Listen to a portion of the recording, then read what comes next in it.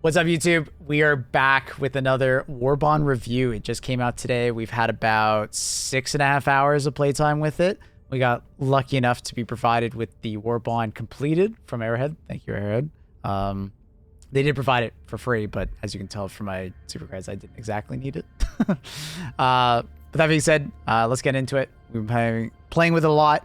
We did majority of my playtime on bugs, but last couple games of the day we did on bots as well, so it'll be mostly from that perspective, but I do know the numbers of some other stuff. So let's get into it. Starting off, we'll start with the armor set. I think the armor set is actually quite interesting. It actually plays really well with like things like the bushwhacker or grenade pistol or like senator, things that you find that like the reload is just too slow, that like base 40% reload is very nice. The draw speed and holster speed, kind of just a quality of life thing. It doesn't really come up in gameplay too often other than the draw emote, which is hilarious, by the way. The sidearm recoil, I've heard reports that like the Redeemer is quite interesting. I use the Bushwhacker. You can spam it and it barely moves. Yeah, not too many sidearms have a crazy amount of recoil, so it's not going to be too useful. But like Verdict spamming or like Redeemer spamming or something like that, I think that's pretty cool. But I'm mostly going to be taking this for the reload speed on my sidearms. If you guys don't know, the Siege Ready Armor does not affect the reload on other things other than your primary. It's kind of this common misconception in the community. It does not. It only affects the reload speed of your primary. So this is quite nice for those weapons like the Bushwhacker, where you're just like constantly reloading, 3 shots, reload 3 shots, is very fast. So good armor. If you want the light armor, it is in the Superstore, but you get the medium and the heavy here. I'd say like the perk overall is maybe like a solid B+. Maybe if there's more weapons in the future that are like very reload dependent in the secondary slot, maybe it'll be bumped up, but solid, fun loadout, and I think the style is good. All right. Next, we have the Deadeye. It sits somewhere in the middle of like a Dominator, a Slugger, and the Counter Sniper. It like kind of sits in the middle because it has the stagger of the Dominator. It has like the fire rate of the Slugger. And then it has like the marksman rifle stats, like range and scope and stuff like that, of the Counter Sniper. But it also pulls the round reloads of the Slugger. And then it pulls like a really good like damage ratio of like the Dominator, for instance, right? So for example, Alpha Brood Commanders, it takes 3 shots of the Slugger, 2 shots of the Deadeye, 2 shots of the Dominator, right? For like a Devastator, obviously you can one tap them right in the faceplate. You can rip off their leg and I believe 2 shots, similar to the Dominator. You can 2 tap a Hive Guardian, anywhere in the front faceplate. They will bleed to death afterwards if they don't die immediately. You can one shot a Hunter quite reliably as long as you don't like, nip their like a Talon or something like that. It's a strong weapon. I've been enjoying it a lot. Ball Spewers are 3 taps. Normal Spewers are 2 taps to the head. Yeah, I've been really enjoying it.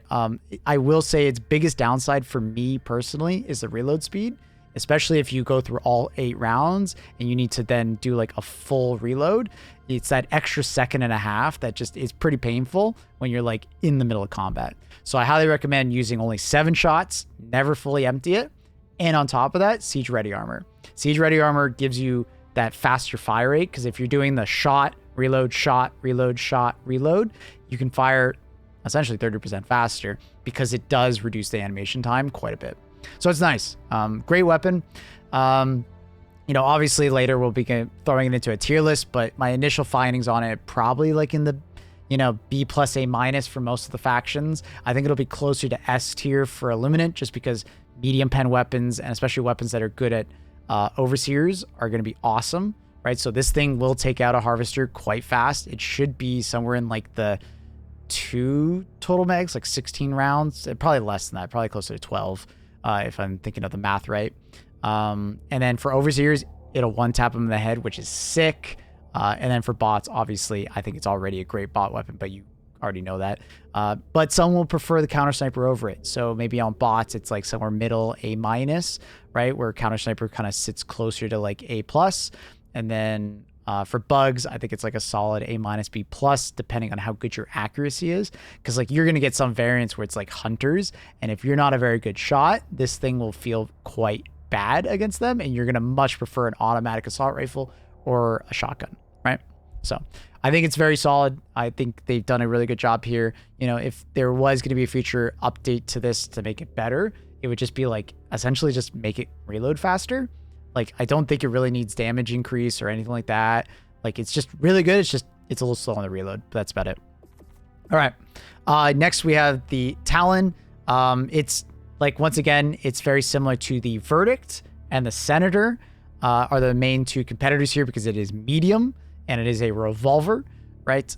So it's not dealing that extra pen of the Senator. So obviously the Senator sits by itself, killing Hulks and having that extra damage potential against medium targets because it essentially overpens, so it does full damage, 35% more damage.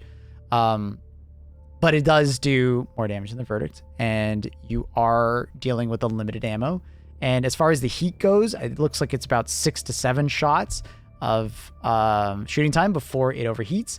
Fun fact, though, it's similar to the grenade pistol in a way, where if you remember right when we first got the grenade pistol, it had that free shot. This thing also has kind of a free shot. If you swap to it, then fire, the first shot doesn't count for energy, like heat. So no heat buildup. So kind of a interesting thing there. So it gives you an additional shot if you just swap to it, which is kind of cool. I do like it. Very solid versus bots, obviously being medium pen. I think medium pen sidearms are kind of like necessary. Like you can make a light pen necessary or weapon necessary on like bots, but it just doesn't feel good unless you're shooting at something incredibly like weak. For bugs, it feels good, but it's definitely gonna feel weird at times where you need something that either push back like a bushwhacker or something light pen that has like a faster fire rate for like smaller bugs. And then for Illuminant, I'm not sure. I don't think it'll one tap to the head. I don't think it has that headshot damage potential. It should be low on that, so it should be 2 shots to the head. I don't know the math exactly on that. Let me know down below if you guys are spreadsheet enjoyers and you guys know, but it shouldn't one shot Overseer. But it should be fairly good against like a Harvester's leg as like finishing it up. So this is the heavy Lawmaker set, gunslinger set. You got the helmet from, I swear it looks like a helmet from the first Iron Man, or it's got a little bit of a Space Marine vibe to it. So, and also finally a cape that's blue and like not just like the cliche colors that we get. All right, going into the hover pack. I love this thing. It is so much better than I thought it would be. When I first saw it in the trailer, I was nervous that all it was going to do is go up and then sit there, but it does so much more. You can see it in the video above me.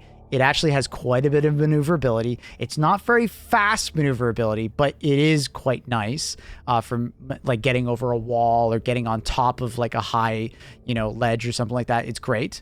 Armor does not affect it because I got that question a lot. Does armor affect it? It does not. You're the same distance moving with it. You are the same height, and it comes back at the same speed of 10 seconds after you end with it, which is actually really fast. I was constantly using this for bugs to like jump over chargers, jump over the spit of Bile Titans. If the Bile Titan starts to glow and he's about to spit, you can actually jump into the sky and he'll just like spew underneath you. It's really nice for that. Really nice. Small little Easter egg. I'll show it off real quick. If you like take the jetpack off while you're using it, it will actually do like that cliche thing where like you shoot a jetpack in some games and it just goes flying and they spin her out. Super funny. Love that as like a little Easter egg. I think it's amazing. I love it so much. This thing is just so much fun to use. I've been absolutely loving it. I think I used it for almost every game today. It's not always the best thing to bring, maybe, but it's extremely fun. And it does like do like a little bit of a buff to the crossbow, because if you've ever used the crossbow before, high ground is a huge advantage. So using this thing with the crossbow and in the future with the grenade launcher, because the grenade launcher, if you can get onto a high point and just rain hell down, it's amazing. It feels great. So any weapon that is explosive based and benefits from high ground will be immediately S tier for this thing, right? I used it a lot with Quasar. Flamethrower was very Mandalorian. Just careful. Don't burn your legs with the normal flamethrower because it's underslung kind of thing. You can burn your legs quite quickly. So careful. Don't light yourself on fire. You can stim midair. So there is that. What else? Arc Thrower does work pretty well, but if you're over top of the enemies, it does not like travel through many enemies because you kind of need to have that line of sight through them. So if you are going to use it, you kind of want to be distance and height, so it still travels through. Laser Cannon didn't feel particularly good with it, but I think Grenade Launcher would be amazing. You know, EATs, Quasar, you know, all things. Railgun felt okay. You know, you can get up there and then like charge a shot, and you have more than enough time to do it. At least 2 shots is cutting a little too close with the railgun. But yeah, I love this thing. You know, it's amazing. But it's going to be hard for me to place on a tier list because it's very much gameplay dependent and fun dependent to some extent. As far as like how powerful it is, it's most powerful obviously on the factions that don't shoot at you, aka bugs. But I think it can be very useful on bots and on Illuminate for getting that high ground and finding good spots for turrets and, you know, avoiding some melee damage. So, yeah. Now for the disappointment of the Warbond, in my opinion, is like the Dynamite. I was kind of hoping for more. Using it, it feels too similar to the Frag Grenade, because the Frag Grenade has about a 20% reduction in overall radius. And yes, it does have a reduction in damage, but what the Frag Grenade does have is shrapnel. It gains some extra damage from all the shrapnel that flies out, and you get an additional grenade to make up for the reduction.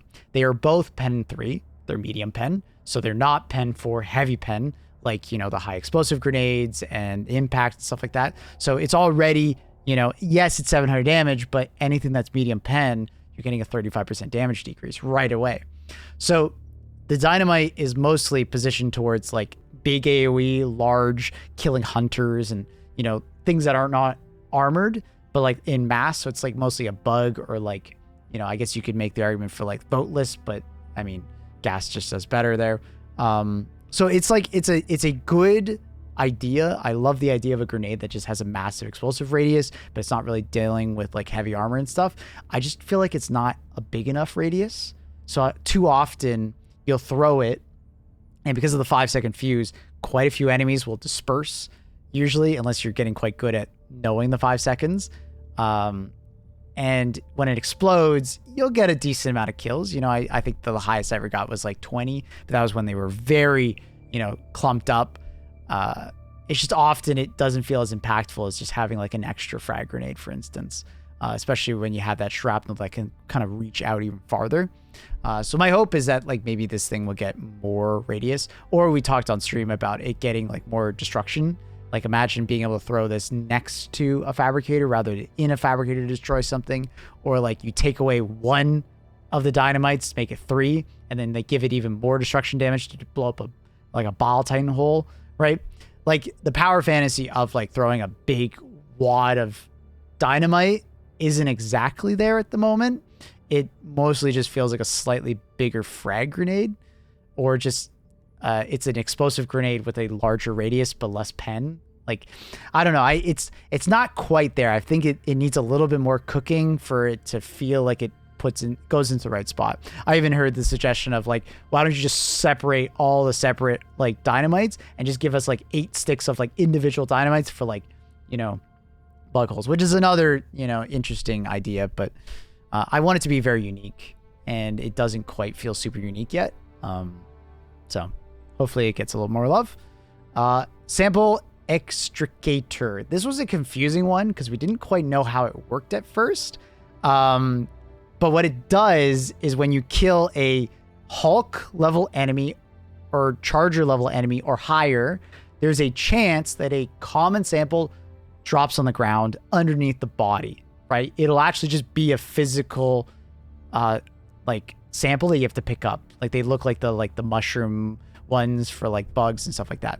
And it says capped at 10, but I heard a bunch of reports where people were getting results where more than 10 were dropping. So it might be an instance of the booster is individually doing 10 for each player. I can't quite confirm that yet. But from what we were noticing was it was dropping quite a few, right? If you got a version of Terminids where like there was tons of Hulk or Chargers and Ball Titans, like we were seeing it quite often. Like our first game with this thing, we almost got like max common samples, and we were a bunch of 150s. We're not really picking up that many samples on average because we don't think about it. We grab the ones that are occasionally there in front of us, right? So it is pretty cool. It's mostly a booster tied towards people that are either returning to the game or are just starting out. Because if you've been playing for a while, you're probably capped on samples and have been for like the last 6 months since we've gotten the last ship upgrades. So it's kind of unfortunate that there's no second side to this booster of like benefiting the people that are already capped. But hey, if you want to help out your friends that still need boost or samples, this thing's great. We did not see any rares or super rares spawn with it. It was just commons. But it would be cool of an Easter egg if there was like a really small chance of like other ones to drop. Maybe a thing in the future that they could do. Yeah. It's a cool booster, but it's going to very much depend on how far you are in your grind on ship upgrades. Okay, rating it overall, I think it's like a solid 8 out of 10. I think there's a couple things that I'd like to see like improved with like the Dynamite, for instance, but I think overall they've hit like a good sweet spot with all the weapons. They're not overpowered, overtuned, but they're also not like coming out and they're like dog shit. They're a good in between, if not skewing higher, especially if you have good aim. This is definitely the aim WARBOND where it's like hitting your precision shots with like the high impact really helps. And then the hover pack is so much fun.